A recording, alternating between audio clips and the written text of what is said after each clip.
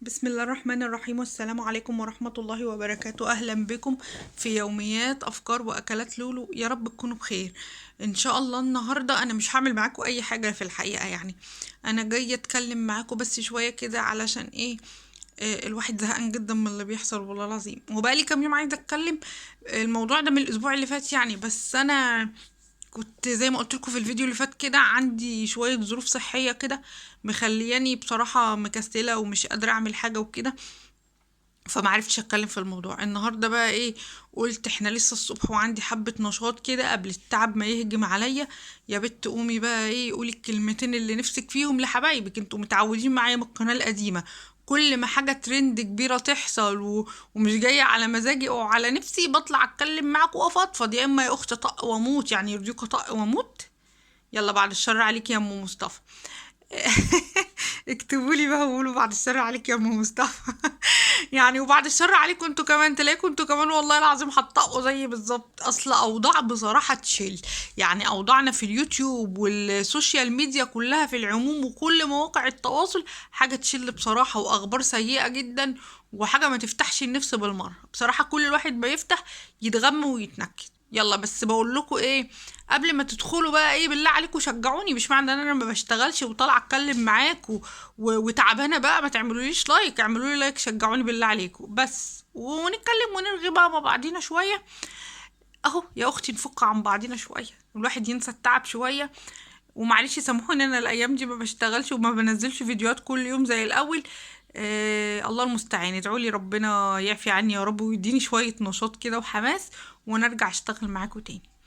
بس بقى جايه تقول لنا ايه يا لولو دلوقتي؟ بصوا والله العظيم الايام دي بسمع حاجات غريبه. اول حاجه خناقه الاختين. انت يا لولو بتنمي؟ لا ما بنمش اصلا، ان هم مفضوحين اصلا على النت ومطلعين كل اخبارهم. احنا كنا يعني نمينا عليهم ولا نعرف عنهم حاجه؟ هم اللي طلعوا قالوا لنا كل حاجه، هم اللي طلعوا مسكوا في شعور بعض قدام الناس كلها، فهم اللي ادونا فرصه. انا نم على حد لما كنا نم من وراه، او مثلا ادعبس وراه واجيب اخباره، وهم سبحان الله سبحان الله ولا اله الا الله مفضوحين خلقه. فاحنا ايه؟ بس سيبكم منهم، ما بقالهم يجي 3 4 سنين بيتخانقوا وبيعملوا مشاكل، وفيهم واحده بتحقد على التانية عشان مشاهداتها اعلى، واحنا عارفين الحوار الفكسان ده. فيلا انا عديت الموضوع ده، قلت هو يغيظ بس مش مشكله، يعني بصراحه عديته.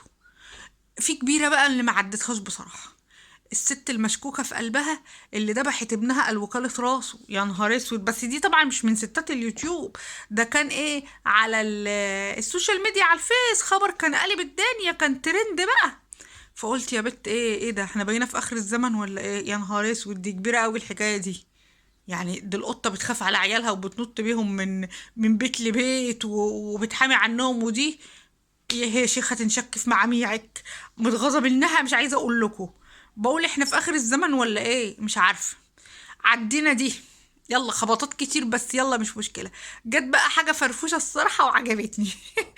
مرات مين بقى؟ مرات حديدة، انتوا عارفينها، اللي هم ايه، اصغر عريسين في مصر اللي كانوا ترند وقلبين الدنيا، صدعونا شهر بحاله.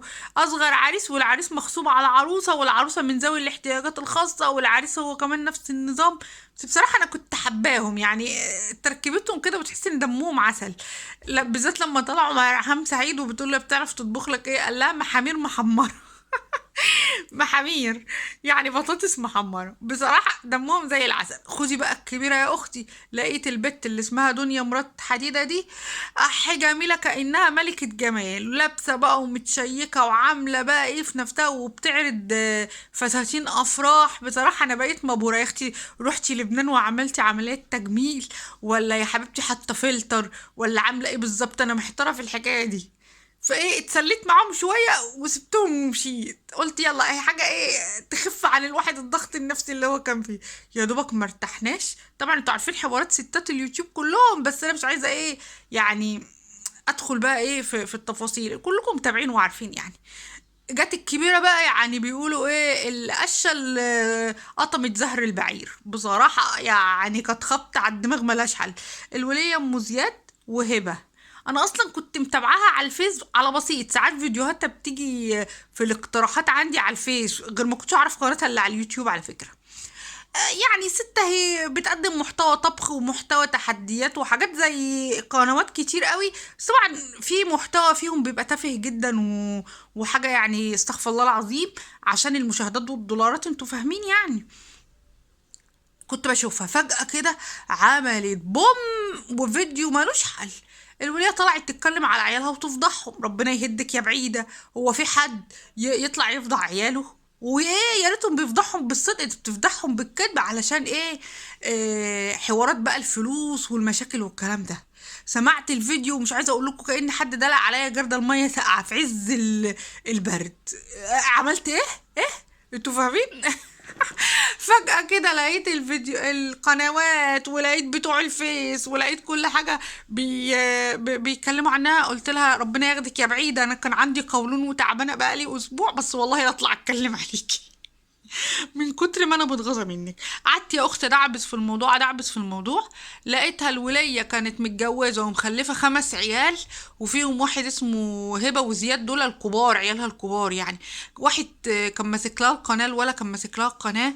القنوات بقى طلع عندها قنوات كتير وصفحات كتير وكلام من ده، وجوزها بيصورها وهي بقى بتعمل المحتوى، وابنها بيدير لها الموضوع، والدولارات بقى بتتحول على البنك بقى، والدنيا حلوة. فجأة كده راحوا مغيرين الشقة. طبعا انتوا عارفين النعمة لما بتبان على بتوع اليوتيوب اول حاجة بيعملوها بيغيروا المكان اللي عايشين فيه. وعدنا يا رب. غيروا بقى ايه الشقة وجابوا عفش جديد، وكل شوية بقى تطلع لنا بصور، والولد ده ابن مين، والبت دي ومش عارفة ايه، وحوارات فكسانة كده لغاية ما اتطلقت من راجل بعد 18 سنة.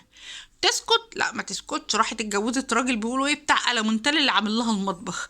ابنها طلع بعد كده قال ايه حاجة كده يعني راجل ملوش لازمة يعني، وهي اللي بتصرف عليه.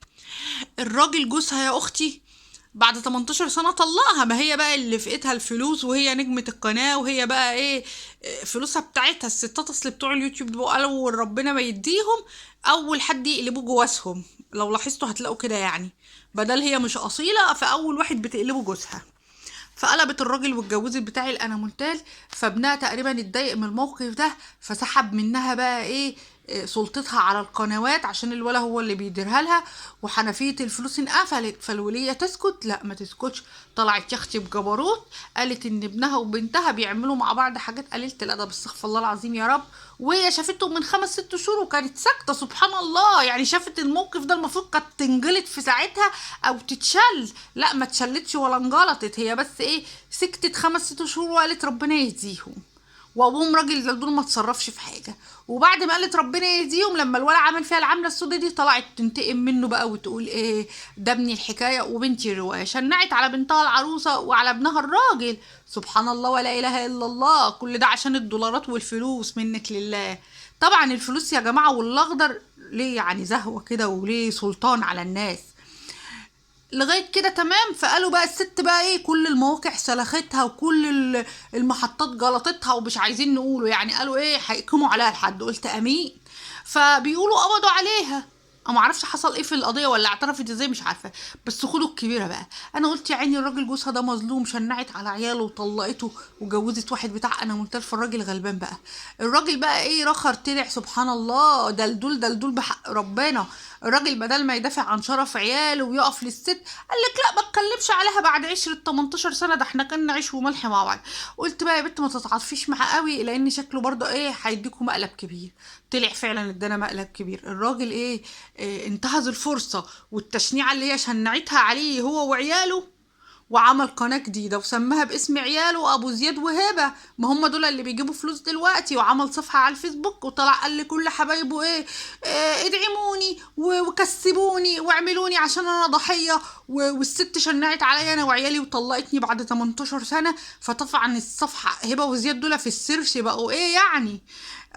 فالراجل بقى الصفحه والقناه اشتغلوا وجابوا له فلوس من اول يومين واتفعلوا من اول يومين بسبب بقى ان موضوع الست ترند. فالست خدمته خدمه عمره يعني، فضحته بس خدمته خدمه عمره، وخلت الفلوس حنفيه الفلوس اتفتحت عليه. فما بقاش فارق معاه فضيحه عياله، كل اللي فارق معاه الفلوس. بقى بيعمل فيديوهات اتفه من اللي كانت الست بتعملها. سبحان الله ولا اله الا الله. والله دول خساره يخلفوا عيال على فكره. الاشكال دي خساره يا جماعه، يعني يبقى عندهم عيال. المفروض الجهات المختصه تسحب منهم العيال وتعيد تاهيلهم من اول وجديد، لان العيال دي هيطلعوا قنابل موقوته في المجتمع، يعني هيعملوا كوارث. وكانت المصيبه بقى ان هي كانت قاعده بتحكي الحوارات الفكسانه بتاعتها، والحوارات يعني سوري السقطه اللي هي عماله بتقولها دي قدام اطفال صغيرين عندهم ما يجيش 10 سنين، بنت وولد كده وولد تاني صغير، وقاعدين بيسمعوا القاذورات دي، وكل شويه تقول لها ايه مش حصل يا فلانه، مش انتي شفتي يا علانه. ايه يا اختي الوليه دي؟ معرفش معجونه بايه. وانت عشان خاطر تصرفي على بتاع الانامولتال تشردي عيالك كده التشريده المنيله دي؟ طب كنت تطلعي قولي عليهم بيسرقوني، طب كنت تطلعي قولي عليهم خدوا مني القنوات، كانت هتبقى مبلوعة شوية. مش ترازيهم بالتهمة دي. وفرضا حتى لو التهمة دي لا قدر الله كانت مظبوطة، الأم تستر ما تفضحش. ده احنا بنطالب بالستر على الناس الغرب. امال دول عيالك يا ولي، عيالك ما تعبتيش فيهم يخرب بيتك. والله العظيم قولوني وجعني، انا كنت تعبانة وتعبت اكتر. فايه رايكم بقى؟ دي اشتكيت لكم حالي الاسبوعين اللي فاتوا ولا ال10 ايام اللي فاتوا، عماله بشوف في اليوتيوب والفيسبوك ومواقع الإخبارية حاجات زي الزفت. تعملوا ايه بذمتكم؟ لو عندكم قولون هينفجر من كتر الأحداث. عشان تعذروني بس إن ما بنزلش فيديوهات. سلام عليكم.